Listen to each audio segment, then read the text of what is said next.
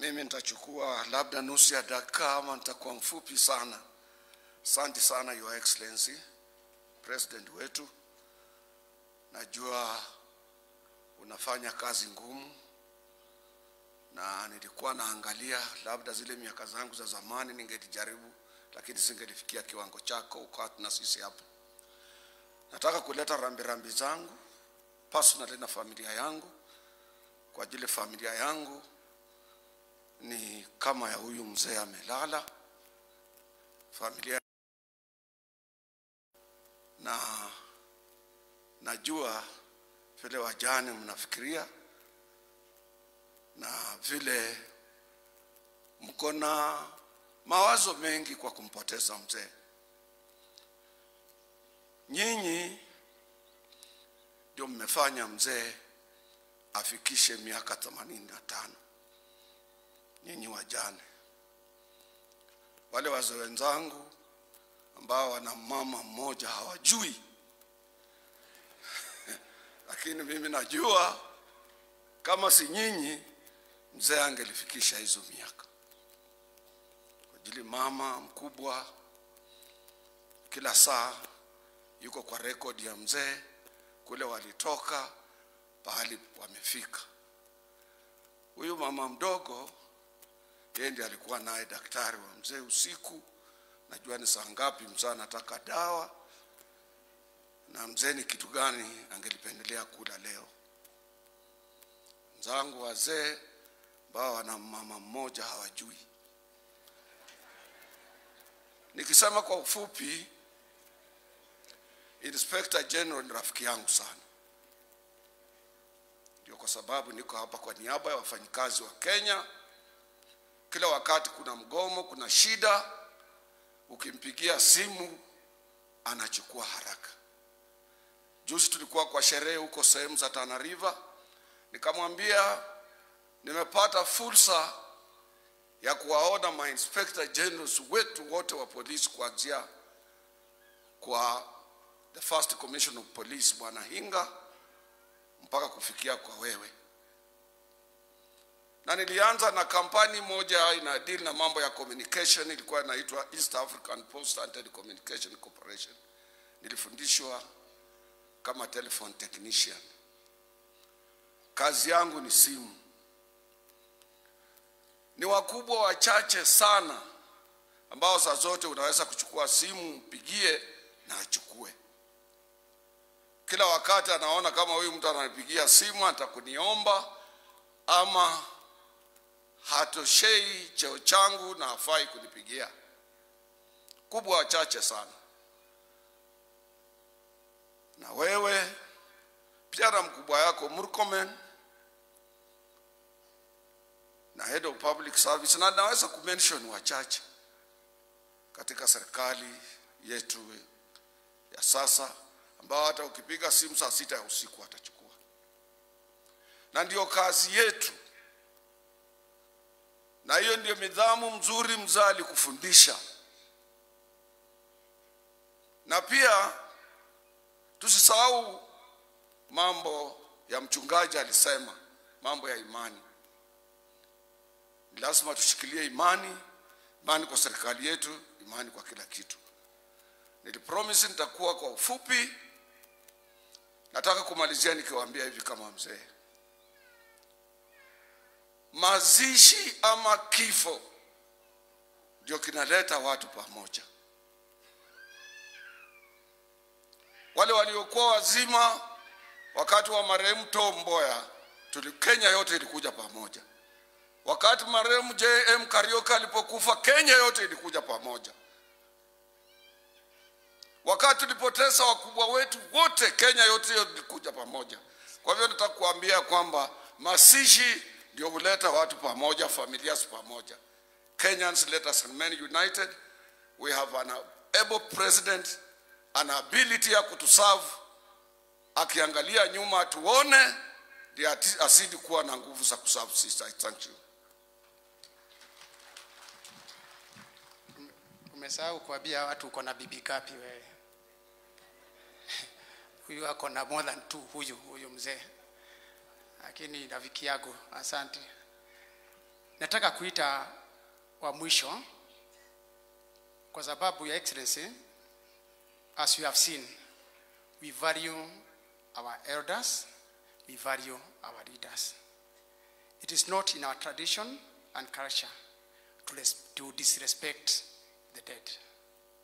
Huwa tunaombea na tunawaheshimu, and you can be haunted for disrespecting the elders who have rested. Kwa hivyo ni ya muhimu tukikaa kama jamii, very important to know that anybody who himself makes any utterances, don't take it as a community. Sisi tuko na heshima kwa Wakenya wote na kila kabila tunaheshimiana.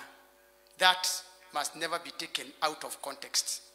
That what Kijore said offended Kenyans, it is Kikuyus who said it. Kwa hivyo hiyo heshima tuko naye. Bwana Atandi, umejionea hiyo heshima kuja hapa, ndio ukirudi nyumbani waambie watu wa kwenu ulikuwa kwa masishi ya mzee ambaye alikuwa mzee kuliko baba Raila Odinga kidogo, na ukaona heshima. Na ukirudi nyumbani waambie hawa watu yote walihusunika. Not only you. You know, we have a different way of expressing ourselves. Sisi kama jamii wa Kikuyu, wale wako hapa, we are mixed up here, tuko kabila wengi. Lakini wale wa Kikuyu wako hapa, I can assure you. Wakati nilifika hapa waliuliza, mzee alipumzika aje? What really happened? Those were the stories everywhere, in the market, in the street. God rest mzee Raila Odinga in peace. Kwa hivyo kuja utugusungumuzie na uende na hiyo ushuhuda wetu. Thank you, Mheshimiwa, Your Excellency, the President of the Republic of Kenya, and all the other protocols observed, the clergy that is who is helping us in this service, the family of my friend, my brother, our Inspector General of Police, Douglas, and my fellow leaders and all the mourners. Good afternoon. Bwana asifiwe. My name is Samuel Atandi. I'm the Member of Parliament for Alego Usonga, Siaya County, also the Chairman of the Budget Committee of the National Assembly. I am happy, Your Excellency, that in your midst, and the women rep for this county is a member of my committee and who has worked very hard for the people of Laikipia. Your Excellency, I was not prepared to make any speech here, but I want to thank God that I got the opportunity and to record that I have gone through the eulogy of the Mzee, and I've made just two observations. That one, the late was a public servant who served this country in various stations, Kakamega, that have been mentioned. I'm also happy to note that in the eulogy, Mzee was in his service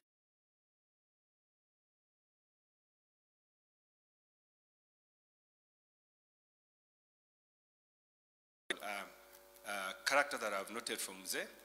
I'm also happy to note that his son, our Inspector General of Police, is also a very responsible and competent officer.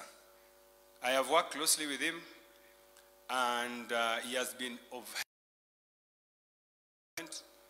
most of the time when I have issues to address with him.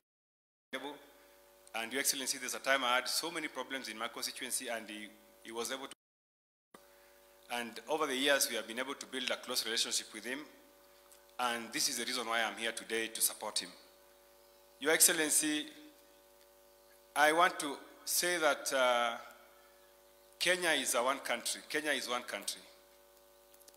And as you're aware, we are also on the, I think, day 4 of mourning our late brother, our late Baba, the late Honorable Raila Amolo Odinga.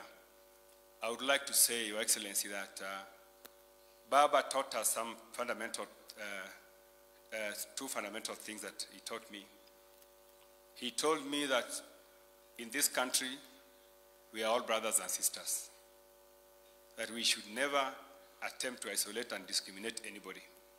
And Your Excellency, because you are here and because I've seen what you have done for this country in the last few years during your presidency, I know that you have those characters of fairness and unity.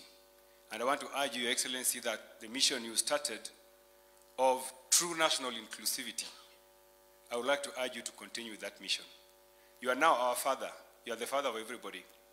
Your Excellency, remember I tweeted recently that for the last couple of years, many years as a politician, I have been loyal to the late Raila Amolo Odinga. I announced that henceforth I will be loyal to you politically.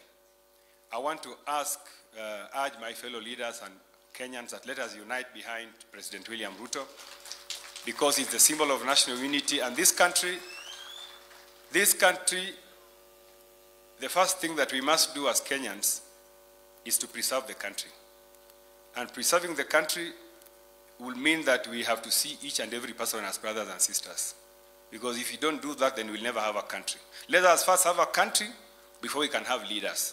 And if we have leaders who are willing to help us have and preserve this country, I think that is where we need to put all our effort. Your Excellency, please be courageous. Baba was very close to you and he was working closely with you to help transform this country. I know that you have. Thank you.